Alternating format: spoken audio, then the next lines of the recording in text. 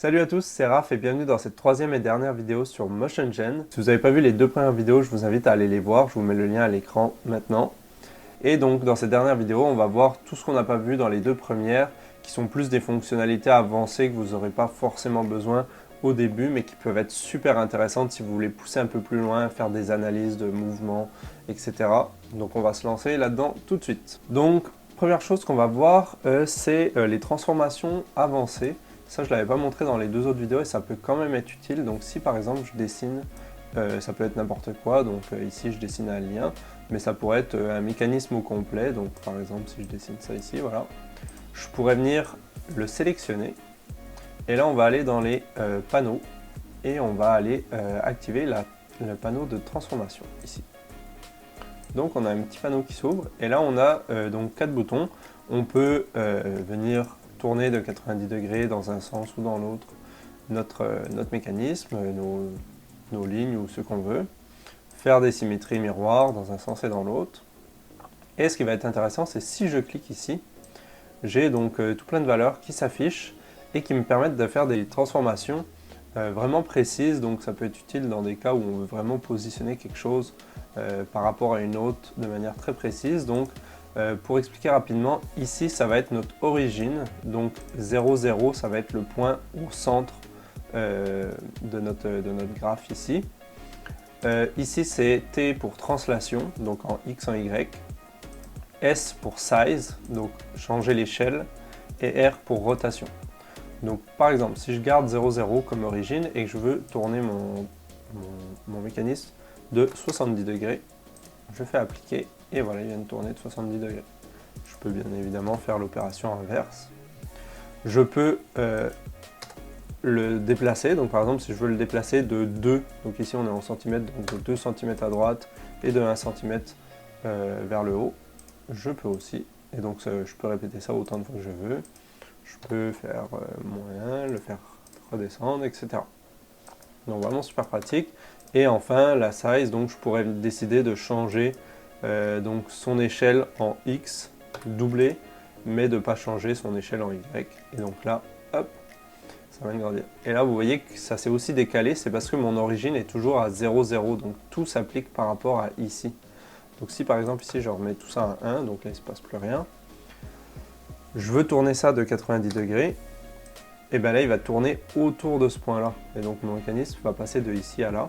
Si j'avais voulu qu'il tourne autour d'ici, j'aurais dû décaler mon origine pour la faire correspondre. Donc ici on serait environ à moins 1 en X, donc par rapport à l'origine, et je ne vais pas compter, mais peut-être 15 en hauteur. Et donc là, ben voilà, mon point serait par ici d'origine, et toutes mes transformations s'appliqueraient par rapport à là.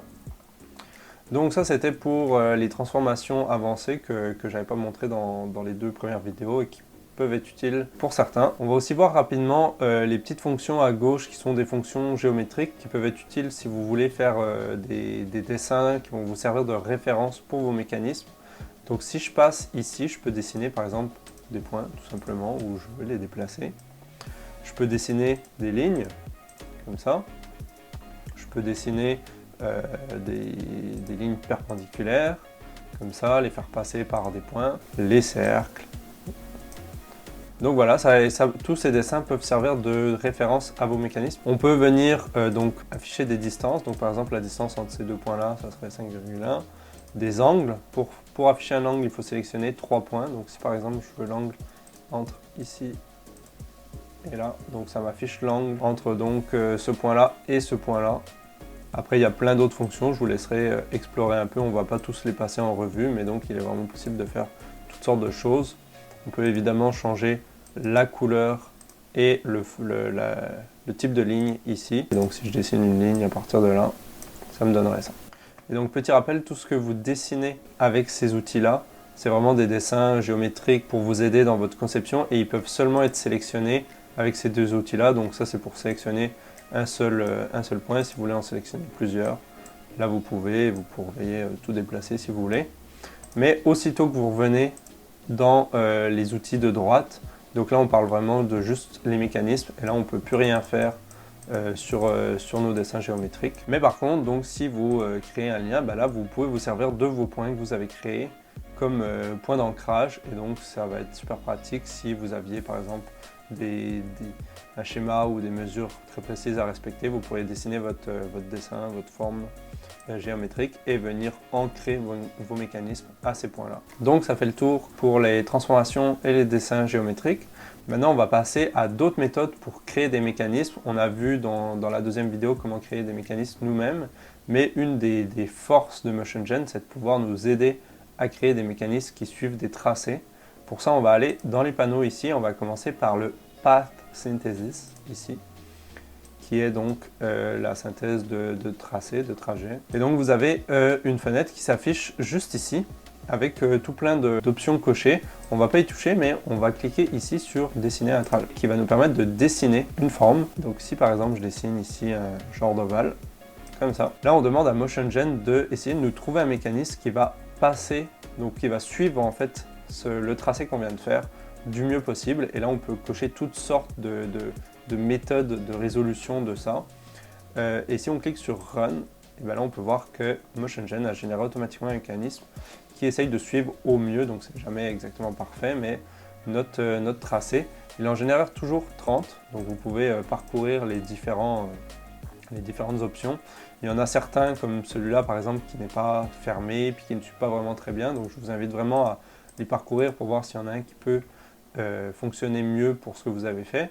Et bien sûr vous pouvez toujours modifier en temps réel le mécanisme pour essayer de l'arranger à vos besoins. Donc c'est vraiment super cool, ça aide vraiment à faire des choses complexes d'une manière tellement simple, c'est génial. Vous avez aussi l'option, si on dessine un trajet quelconque, de dessiner des obstacles. Si vous voulez dire à MotionGen de essayer de ne pas passer par un endroit, vous pourriez dire ok, ici c'est une zone où je veux pas que ça passe vraiment. Et donc là si vous cliquez sur Run, il va essayer de ne pas passer, donc ça va pas toujours faire des bons résultats. Ça va peut-être faire des trajets ouverts. Donc encore une fois, n'hésitez pas à parcourir les différents designs pour voir s'il y en a un qui peut mieux correspondre à ce que vous avez dessiné. Et enfin, vous avez l'option dans un tracé que vous auriez fait de mettre l'emphase ici sur certains points. Donc si vous voulez vraiment qu'il essaye de suivre ces points-là, vous pouvez les mettre l'emphase dessus ou au contraire les remettre normaux ici. On va maintenant passer à l'autre option pour générer des mécanismes qui est le Motion Synthesis ou la synthèse de mouvement. On a pareil une petite fenêtre qui s'ouvre et donc là, si on sélectionne le premier outil, ça va nous permettre de placer ce qu'on appelle des poses et donc il en faut 5 pour que MotionGen essaye de nous générer un mécanisme. Donc on reste appuyé avec la souris et là ça place un point et on peut donner une orientation à ce point là. On répète ça 5 fois, comme ça, et sur le 5e, on voit que des choses commencent à apparaître. Donc, par exemple, si je reste comme ça, voilà, j'ai un mécanisme que MotionGen a trouvé qui va passer par mes 5 poses. On peut voir que c'est deux boucles séparées, puisqu'ici on a coché donc par défaut l'option Both. On pourrait choisir juste Cross ou juste Open. C'est une manière pour MotionGen de séparer un peu parce que c'est vraiment difficile de trouver un chemin qui passerait vraiment par ces 5 points-là. Mais il nous propose deux options qui peuvent, au sein d'un seul mécanisme, via un seul moteur, passer par tous ces points-là. Et donc les deux petites formes en L ici vertes, si on lance la simulation, vont passer par toutes nos poses et avec le bon angle. On pourrait aussi, au lieu de dessiner 5 poses, dessiner par exemple 3 poses, comme ça ici, et des points de contrainte. Donc comme ça ici par exemple, ça va être les points auxquels MotionGen devra placer des joints pour le mécanisme. Donc on peut voir que les deux points que j'ai dessinés ici, il y en a un qui sert de moteur et l'autre qui sert de point d'ancrage pour le mécanisme. Et donc là ça fait quelque chose de très absurde, mais donc ça marche et ça passe par nos 3 poses. Vous avez aussi enfin les options pour dessiner donc des mouvements aléatoires à partir de 3 poses, 4, donc là vous voyez par exemple il n'a pas trouvé dans le cas d'avant, ou 5. Donc si vous voulez chercher des idées, ça peut être pratique. Et donc là, j'en profite pour vous montrer celui-là où il n'a pas trouvé de solution. Évidemment, c'est aléatoire, donc c'est toujours possible. Et la ligne ici, vous pouvez la dessiner ici en faisant une ligne de contrainte. Je vais essayer d'en trouver une où ça fonctionne. Par exemple ici, en fait la ligne de contrainte, c'est une ligne où MotionGen va devoir placer les joints qui vont servir au mouvement, les joints fixes. Donc ici le moteur, et là on ne voit pas, mais il y avait le reste du mécanisme un peu plus loin derrière. Donc ça fait le tour pour les deux façons avancées de créer des mécanismes dans MotionGen. On va fermer ça ici. Et on va passer maintenant au graphique qu'on peut afficher quand on a des mécanismes. On va créer pour ça un petit mécanisme tout simple, donc avec les options qu'on a ici. Donc si par exemple je crée ça ici comme ça, on définit notre sol ici. Là je pourrais mettre ça comme ça en fait ici. Et on va donner un moteur ici. Je sais pas, ça va être un mouvement très intéressant. Donc là si je lance, on peut voir qu'on a une rotation complète ici qui fait déplacer un autre lien de gauche à droite comme ça en rotation. Et donc ce qu'on va pouvoir afficher si on va dans les panneaux ici, c'est les graphes donc de joints et de liens. Donc on va commencer par les graphes de joints ici. Donc je vais me déplacer un peu pour qu'on puisse voir la fenêtre et le mécanisme en même temps. Donc là il n'y a rien qui s'affiche parce qu'on n'a pas sélectionné de joint. Donc il faut simplement sélectionner un. Si je commence ici par le moteur, on peut voir que le mécanisme s'affiche, il met en surbrillance le joint sélectionné et il va afficher donc le déplacement, l'accélération et la vitesse sous forme de graphe en fonction du temps. Là, c'est pas très intéressant puisque le moteur il se déplace de façon constante. Mais si par exemple je sélectionne ce joint-là, là on peut voir que c'est plus intéressant. On peut voir le déplacement en centimètres. La vitesse et l'accélération sont constantes parce que pareil, c'est relié directement au moteur. Si je passe à ce joint-là ici, là c'est plus intéressant. Et donc on peut voir effectivement que sa vitesse change au cours du temps puisqu'il ralentit pour repartir dans l'autre sens rapidement, se arrêter de nouveau et ainsi de suite, et son accélération ici qui correspond au mouvement. Donc ça peut être super pratique pour faire des analyses. Et si vous cliquez sur les trois petits points ici, vous avez donc ces graphes sous forme de tableau que vous pouvez exporter en PDF ou en fichier Excel. Donc encore une fois, super pratique pour faire des analyses sur des mécanismes ou des mouvements que vous avez créés. L'autre option, c'est le Link Graph, ici, donc qui est la même chose, sauf qu'au lieu de sélectionner les joints, on sélectionne un lien. Par exemple, si je sélectionne ce lien-là, on va pouvoir voir son angle au cours du temps et son accélération et sa vitesse angulaire.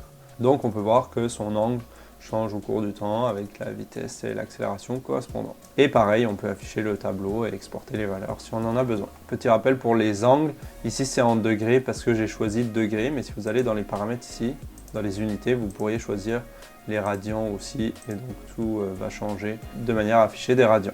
Donc voilà, ça fait le tour de toutes les fonctions de base et un peu plus avancées de MotionGen. Je ne suis pas rentré en détail dans toutes les fonctions qu'il y a. Si vous voulez que je le fasse, n'hésitez pas à me le dire en commentaire s'il y a un point que vous voudriez voir plus en détail en vidéo. Mais je vous invite vraiment à essayer l'outil, c'est en ligne, c'est gratuit et c'est en jouant avec les différentes fonctions que vous allez vraiment apprendre et avoir du fun, donc n'hésitez pas. Si la vidéo vous a plu, n'hésitez pas à lâcher un like et à vous abonner, ça m'aide beaucoup. Je vous dis merci beaucoup et à la prochaine pour des prochaines vidéos.